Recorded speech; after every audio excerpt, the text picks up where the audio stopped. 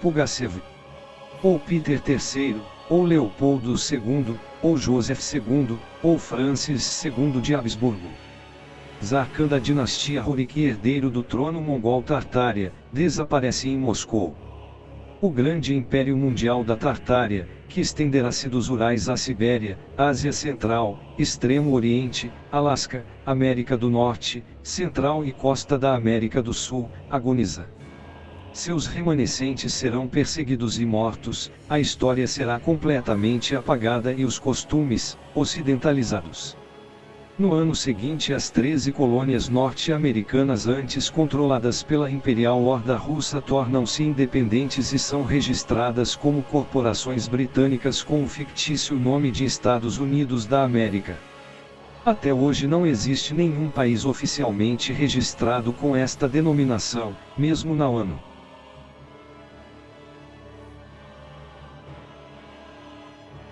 Adam Weishaupt, educado pelo padrinho jesuíta Johann von Eichstätt, funda na Universidade Jesuíta de Ingolstadt a ultra-secreta Order of Perfectibilists, para aperfeiçoar a natureza humana através da reeducação, objetivo que será atingido através de guerras revolucionárias para eliminar milhões.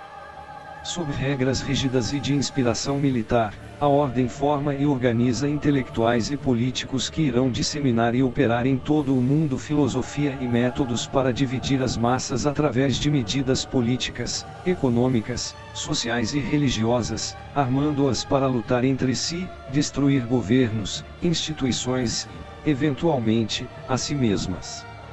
A ordem infiltra-se em lojas maçônicas, faz delas seus secretos quartéis generais, e paga os mais inteligentes homens das letras, arte, educação, ciência, finanças e indústria para implementar métodos de controle da população. Enquanto Adam Weishaupt expede ordens para que Robespierre execute os planos para a Revolução Francesa, Karl Theodor da Bavária, membro do Colégio Eleitoral Imperial da Tartária, tenta alertar governos europeus e banir a sociedade secreta. Ele não é ouvido. Os 41 anos de desterro dos jesuítas não impedem que as conspirações prossigam e resultem em desestabilização, aumento da violência, guerras e massacres por toda parte. Sob o rótulo de guerras religiosas, anos sangrentos que passariam à história como reforma, significam, na prática, a eliminação brutal e generalizada de remanescentes do Império da Grande Tartária, conhecedores da antiga cultura e detentores de tecnologias avançadas. Muitos milhões são mortos durante estes 40 anos de guerra mundial. Epidemias, pragas, fome e desastres sem precedentes eliminam governos e populações ainda leais à liderança do Tsar Khan, sagrado imperador romano da Grande Tartária, descendente do Genghis Khan, fundador do Império Mongol e também conhecido como Yaroslav, o Sábio, ou São Jorge, aquele que ergueu sua espada contra o dragão e foi derrotado pela traição.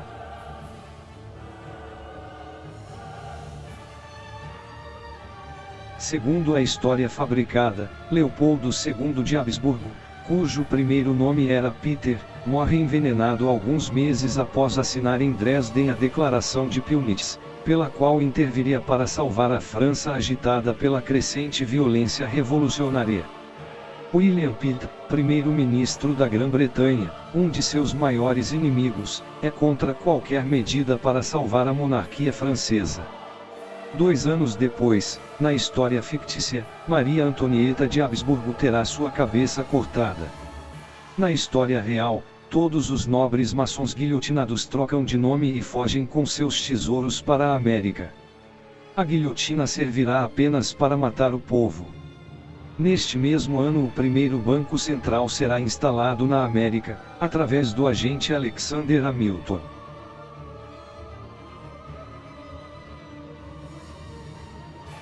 Extinção oficial da Grande Tartária, ou Sacro Império Romano, cujos territórios estendiam-se da China à América.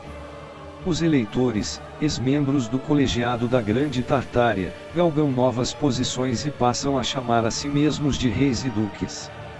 Encomendam a historiadores a invenção de rico passado para seus estados recém-criados e a linguistas a criação de novas línguas para apagar definitivamente a memória do antigo império seguindo a fórmula de dividir para governar. A seguir iniciam longa série de conflitos e disputas entre si, até hoje alimentadas.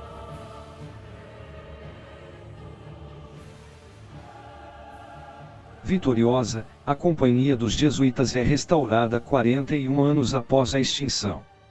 No ano seguinte seria travada em Waterloo a última batalha da Guerra da Sétima Coalizão, o Banco da Inglaterra mudaria de mãos, a criação de moedas sem valor traria fortes e sucessivas depressões econômicas mundiais, alguns tratados seriam assinados, a crônica dos povos da Eurásia do século I ao século XII seria destruída, o ruteno e o eslavo serviriam de base para a criação de uma Babel de línguas, a gramática latina seria inventada por Quicherat para servir à liturgia católica e viria o inverno de 1816 para sepultar sob a lama os traços de tantos crimes e corpos desmembrados. Os parasitas haviam vencido. Na Europa, incertos barões criariam falsos títulos de nobreza para coroar reis e rainhas de dinastias inexistentes, escolhidos entre mordomos que antes só frequentavam a cozinha dos palácios.